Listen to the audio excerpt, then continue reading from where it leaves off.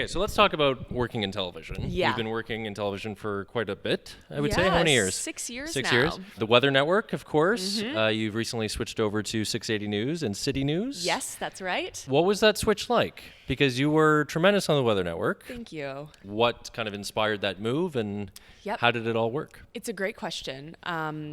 I was so happy at the Weather Network. I really was loving my job, and the chance to connect with passionate viewers across the country is something I never lost sight of. It was such a privilege and an honor for me. But after 5 years doing that, I was getting to a place of comfort.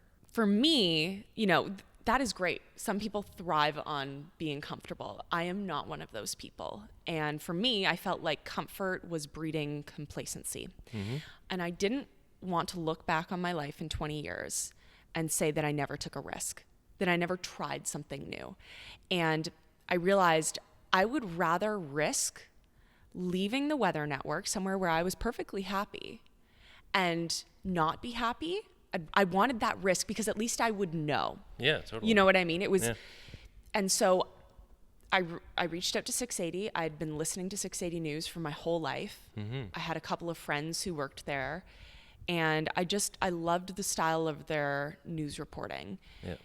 Their storytelling is, in my opinion, and I know I'm biased because now I work there, but even before I worked there, their storytelling, in my opinion, is bar none. It's incomparable. It's so relatable, and the way we talk about serious subjects is respectful, and just we get the message across, and we learn from these tragedies that we often talk about. And it was inevitably the best decision I made because I'm so happy there, and I'm learning so much. And I'd be lying if I said it wasn't stressful and scary still to this day when I'm doing something new. Yeah. But it was the best thing I could have done for myself. I mean, you went to jack.org, right? Like you started something new fairly recently as well. You get it. Yeah, like I totally agree with you when you say like you don't want to be comfortable, like super comfortable. Of course you want to be like comfortable going in every day, but like if you reach that level where you would label it as complacency, that freaks me out too. I used to work at CBC for Hockey Night in Canada behind the scenes as an associate producer, and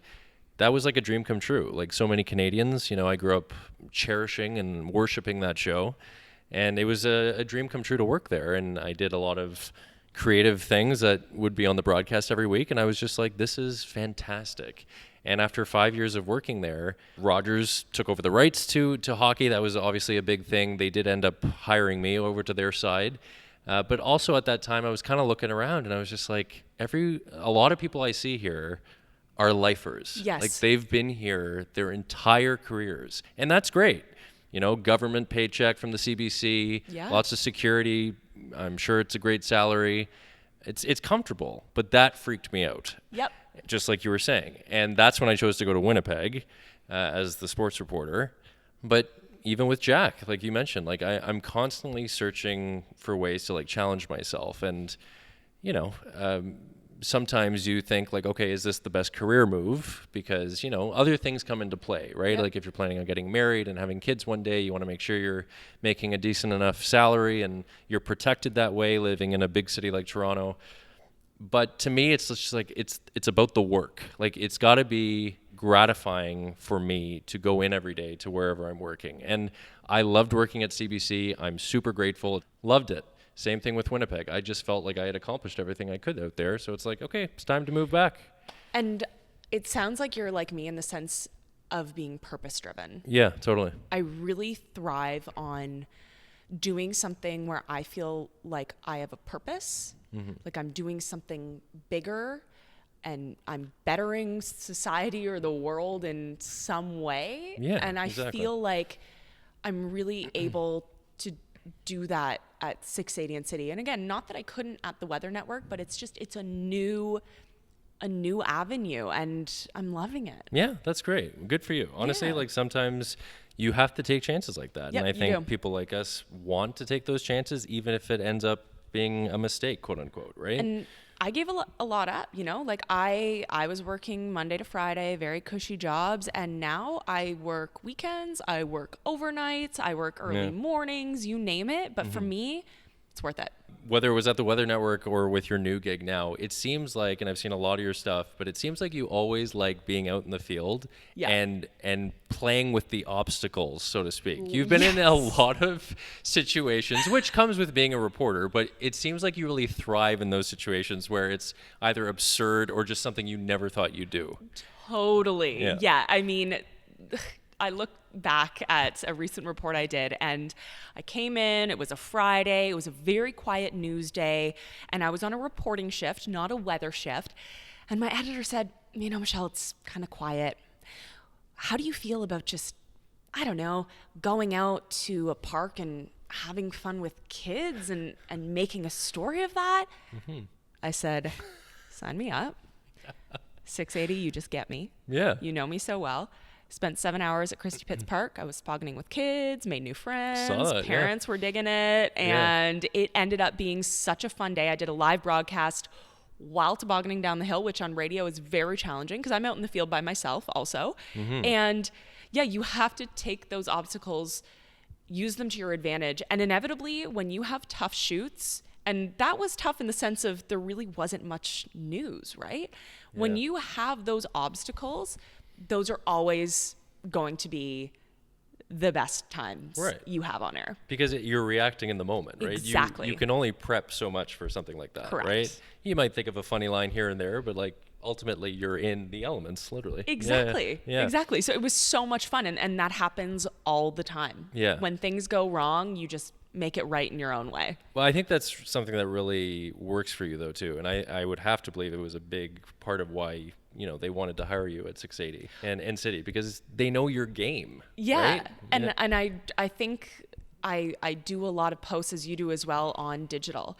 And, how we consume news is changing. And so I'm always really active on social media and combining my personality, who I am, with news. And sometimes it's fun and sometimes it's serious. But I think, I know that my managers at 680 News saw that and liked what they saw, and it inevitably worked in my favor getting this new job. So, great advice for people looking to get into the industry. You already have a platform. That's social media. Totally. Absolutely. There's no kind of excuse anymore to not create your own content or put it out there. Totally. Yeah. Another obstacle that you faced, that even my girlfriend faced, I live in Liberty Village, and Dive Bomb Dave. Oh, Dive Bomb Dave. A red-winged blackbird, yes. I believe. Is that right? Red-winged that's blackbird? right. You nailed it. This is, I guess it's during nesting season that this happens? Each spring this happens. That Dive Bomb Dave, or a red-winged blackbird, will literally dive down and peck people in the head. Yep. Oh, yeah. And you were a victim of this. So let me tell you. I had pitched a story. This was when I was at the Weather Network. I had pitched a story about, hey guys, Dive Bomb Dave, super active in Liberty Village. Why don't we go out there, see what we can find? And at the time, a lot of other news outlets had been covering it, and they said, you know what, we'll just leave that for now. Right. So I said, no worries. Anyways, flash forward a week later, I was in City Place doing a totally different shoot. And I noticed another red-winged blackbird dive bombing people. So rather than being a good person and warning people, I just hid behind a tree and set up my camera and just watched it happen. Now, I will say there was one elderly woman who I did warn. Yeah. Because, she was a sweet lady, but everyone else, it was, it was game over. So let that happen. And I should also clarify that the reason I found out there was a red-winged blackbird in the area is because I got dive bombed as well. So I feel like because I got attacked, personally, emotionally, physically attacked by this bird, I therefore had the right to film other people going through the trauma. There is a red-winged blackbird who has been eyeing me up. It's in this tree over here.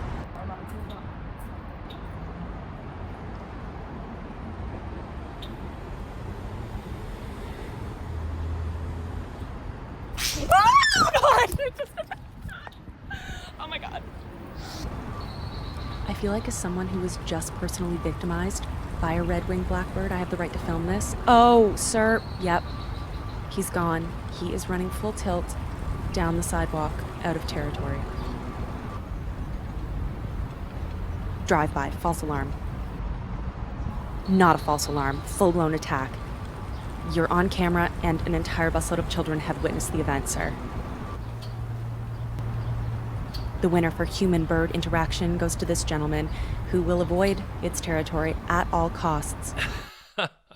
So that is hilarious, and we're seeing a few more on the screen if you're watching right now. What a story to cover, though. It was one of my best performing videos ever because, of course, Yeah. I put my phone on selfie mode and caught the whole thing on camera. Totally. Yeah. It's wild. Did you get attacked? I didn't get attacked. My girlfriend did, though. Okay. And that was she okay? She was fine. It obviously surprised her. But, Yes. I mean, this is what comes with living in Liberty Village, I guess. Oh, yeah. Right? They're People around. are going to start going on vacation in the spring now because they don't want to deal with the bird that's attacking its residents. And I heard that Dive Bomb Dave was on Tinder. Are you serious? Yes, someone made a Tinder profile of Dive Bomb Dave, security guard, and it also said something along the lines of he was a father protecting his kids. Yeah, has absolutely. kids, looking for someone who's okay with that. Right. Dive Bomb Dave, I think that's fair. single and looking. That's very good.